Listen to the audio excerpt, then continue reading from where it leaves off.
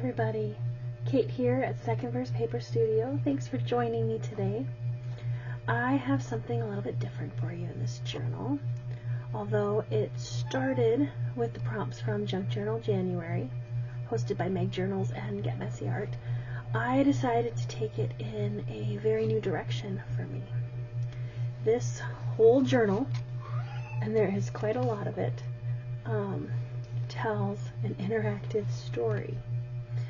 Folks over on Tumblr have been pretty evenly split between thinking I should do a normal flip through that talks about the prompts and my techniques and whatnot, and a flip through that focuses on just telling the story. I will do another video with the regular flip through and link that down in the description box when it's ready, but for today, in this video, it's story time. So grab something warm to drink, snuggle up somewhere comfy, and come along for the ride.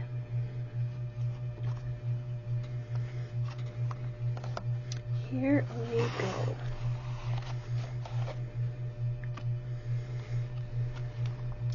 Our story begins, as such stories often do, with an ending, the loss of a loved one. The loss comes suddenly and unexpectedly, and it falls to you to go through your great aunt's things.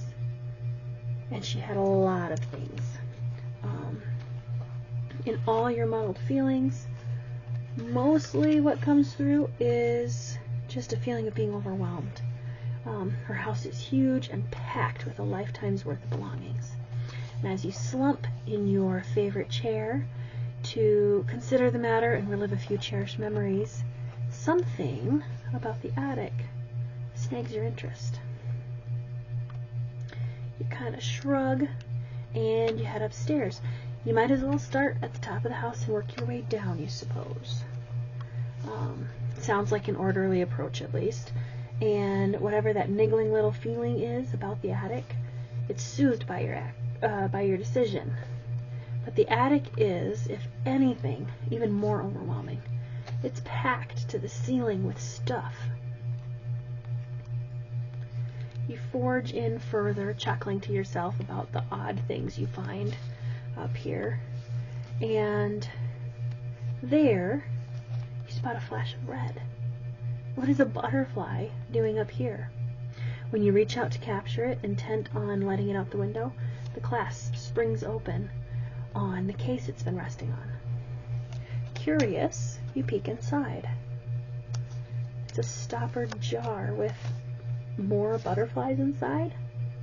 You can't imagine how they're still alive in there, still fluttering around. And then you notice the scrap of paper, a poem. It says, "Hills crowd down to the river, river runs by the tree. Tree throws its shadow on sunburnt grass, and here in the shadow is me." The poem and the trapped butterflies make you feel unaccountably lonely. So, you take the jar to the window and you release all the butterflies into the garden below, and you smile as a fox, of all things, appears from behind the rose bush and scampers after them. Now, over the next few days, you seem to see little red butterflies absolutely everywhere. Always at the edge of things, just beyond your reach. For a while, you think you might be imagining it. A flash of red out of the corner of your eye, and when you look again, it's gone. Until one day, it's not. While you're at work, you notice a veritable swarm of butterflies outside your office window. The phrase kaleidoscope of butterflies pops into your head unbidden, and you're seized by a sudden sense of whimsy, and you decide to follow them. The butterflies lead you down several streets, and just ahead of them you catch the flash of a bushy tail. Surely the fox isn't here as well. You round a corner near the park and discover that the fox has grown butterfly wings as well. You can't stop now, so you follow it into the park. The fox leads you deeper and deeper into the park. There are red butterflies everywhere, and you are overcome by the firm conviction that you're supposed to follow them, that you need to, that it's important. In a clump of impressively large mushrooms, you find a curious little piece of lacework, a flower with what looks like a keyhole in the center. When you look up again, you see a shimmering archway before you.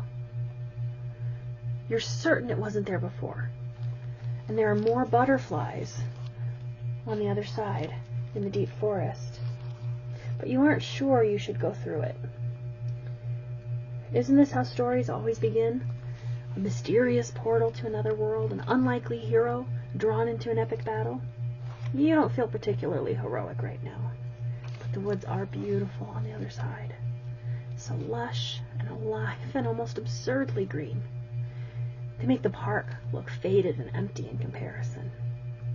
You think again of the butterflies you freed from the jar, and of that lonely little poem, and the strange flower keyhole you still hold in your hand. And you decide to chance it. You step through the arch.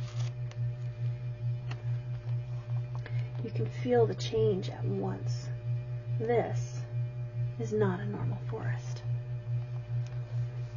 The butterflies are more plentiful here, and as you peer around taking in your surroundings, you spy a tiny person sitting under a mushroom. A fairy, whispers that little voice in your head, and you realize he must have been the fox. He welcomes you to the woods with a sly smile, and points you in the direction of the strangest signpost you've ever seen. It's as if whoever made it was deliberately trying to get people lost.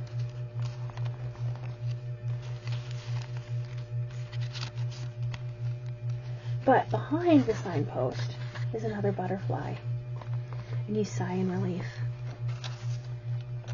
You follow the butterflies deeper into the woods, past fairies who either stop to offer you shy, oddly hopeful smiles, or seem quite busy taking care of their own mysterious business.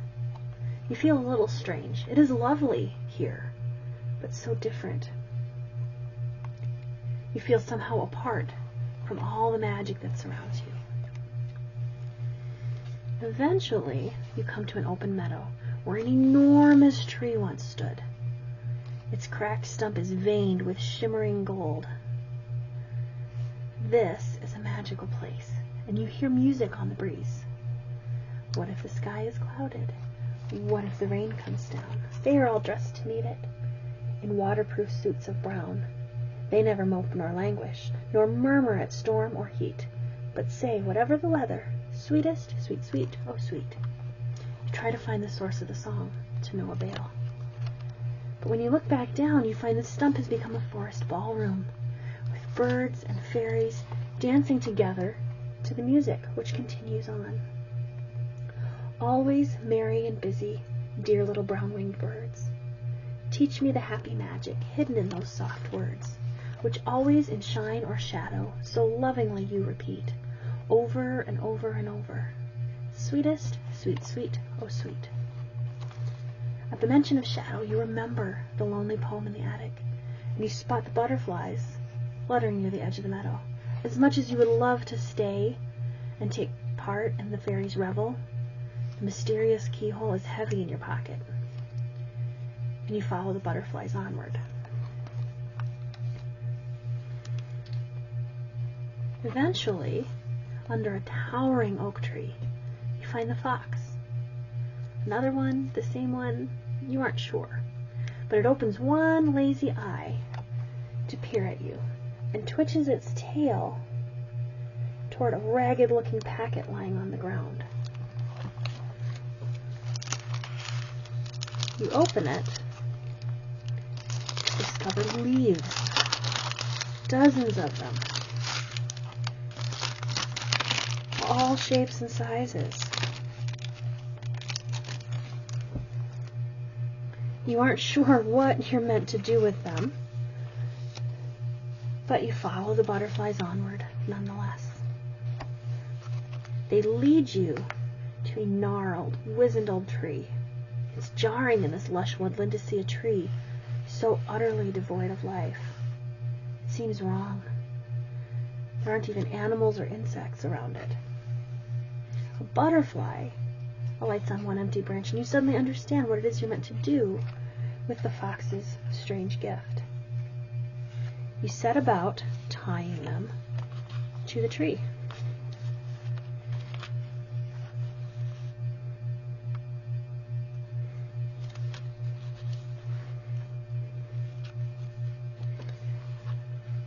With every bundle of leaves you secure,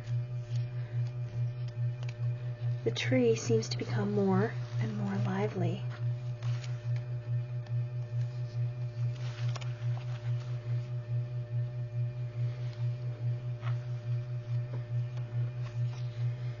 What do we think? We could be real artistic about it. Let's put this one up here.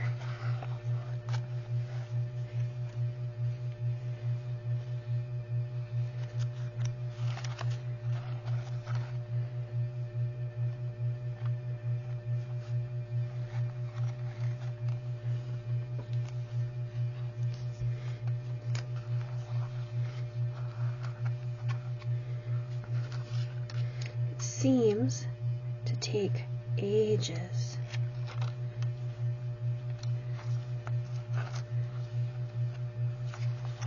But eventually,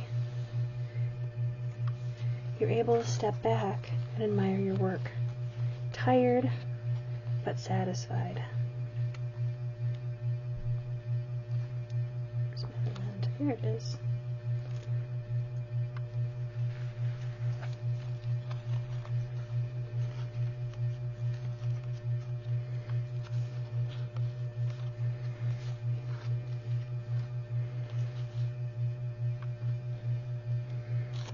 Two more.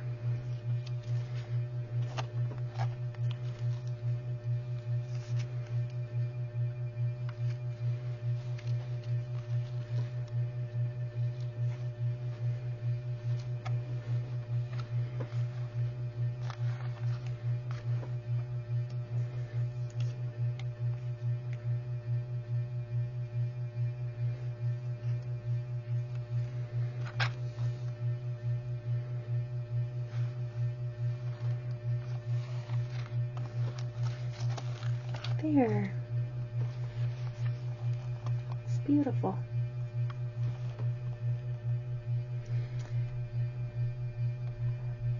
A sudden trill of birdsong catches your attention then.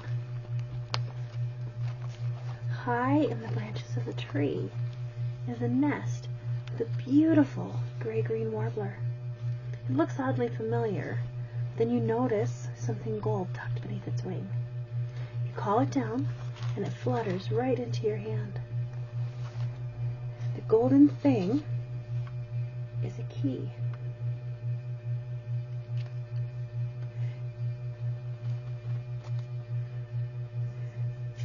It fits in the keyhole, though you still have no idea where the keyhole is meant to go. You thank the bird and continue on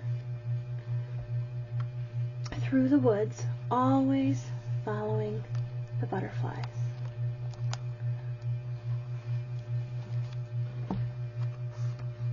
Eventually, you come to a strange, arching tree root, guarded by a beautiful fairy. The only way forward is through the arch, but the path looks anything but easy.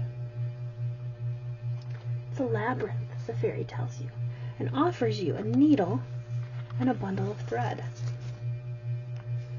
This will help you on your way, and you've come too far to turn back now. You take the offering and you step into the labyrinth. You see at once odd little glimmering rings every few steps, and at the butterfly's insistence, you thread your needle through them. They hold the thread, and therefore mark your path. The labyrinth is strange, all crumbling walls, and nature taking over.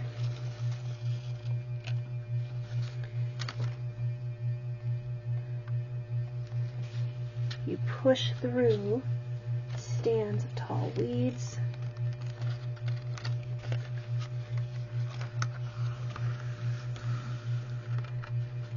and step over clumps of mushrooms.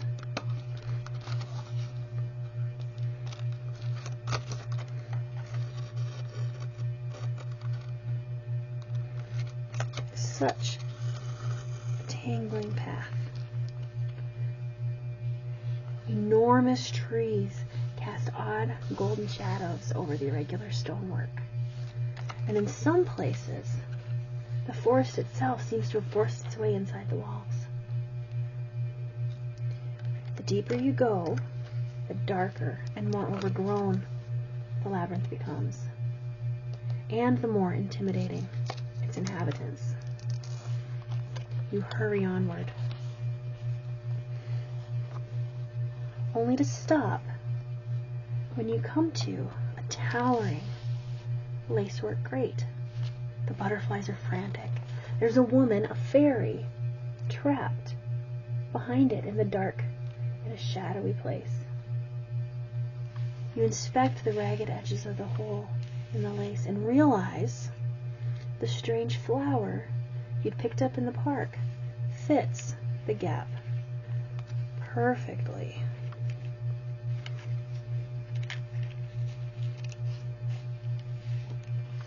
You set it in its place and then insert the key.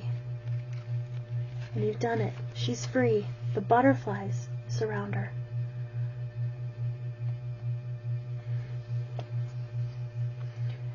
Then more fairies arrive to attend her, and the fairy queen, for that is who she surely must be, leads the way out of the labyrinth and back into the soft, dappled light of the forest.